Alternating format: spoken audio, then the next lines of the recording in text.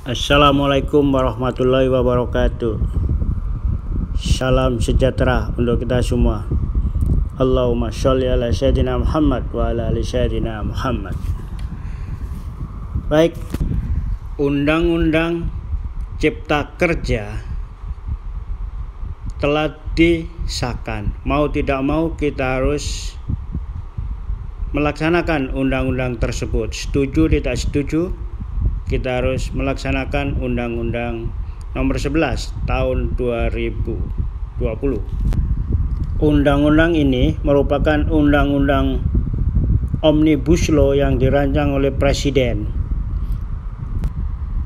Sesuai dengan pidato Presiden, kita perlu menetapkan Undang-Undang Cipta Kerja dan juga Undang-Undang tentang UKM, di mana undang-undang tersebut merupakan undang-undang Omnibus Law yang akan merevisi beberapa undang-undang. Melihat kondisi existing saat ini, yaitu masih rendahnya lapangan kerja, masih banyaknya tumpang tindih regulasi dan efisiensi birokrasi, kemudian berusaha masih berada di peringkat 73 di bawah beberapa negara ASEAN. Produktivitas tenaga kerja juga masih rendah. Sedangkan pertumbuhan ekonomi rata-rata 5%. Jumlah pekerja informal sebesar 74,1 juta.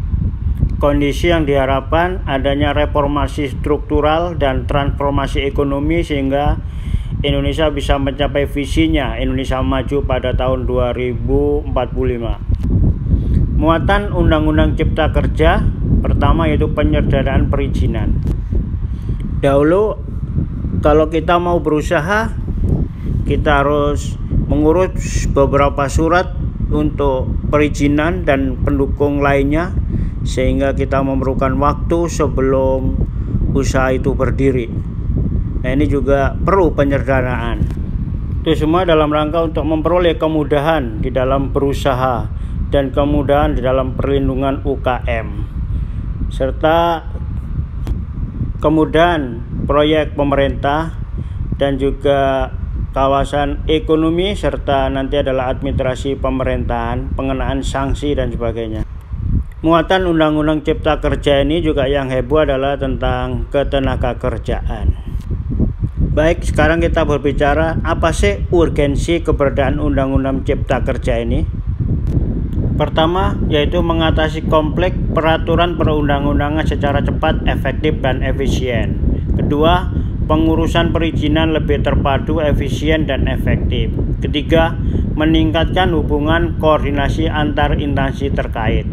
Keempat, menyeragamkan kebijakan pemerintah di pusat maupun di daerah. Kelima, mampu memutus rantai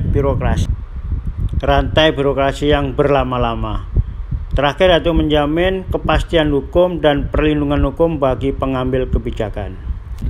Demikian yang saya sampaikan, yang saya ambil dari PowerPoint Bapak Sudewo, Komisi 5 DPR RI dalam keynote speak kegiatan sosialisasi Undang-Undang Nomor 11 Tahun 2020. Dan saya ucapkan terima kasih. Yang belum subscribe, silakan subscribe guys and bro. Feels like I've known you my whole life, but nothing more than friends this whole time. Summertime skipping rocks so innocent. I never thought I'd ever hold your hand, but there's something in the sunset feels different this time. There's a feeling, if you feel it, baby, I don't wanna hide. We don't gotta stay friends forever, we can cross that line together. Find love, baby, never say never. After all this time, I just wanna take a step in a new direction. I wanna tell you what I failed to mention. We can fly a couple of birds of a feather. We don't gotta stay friends forever.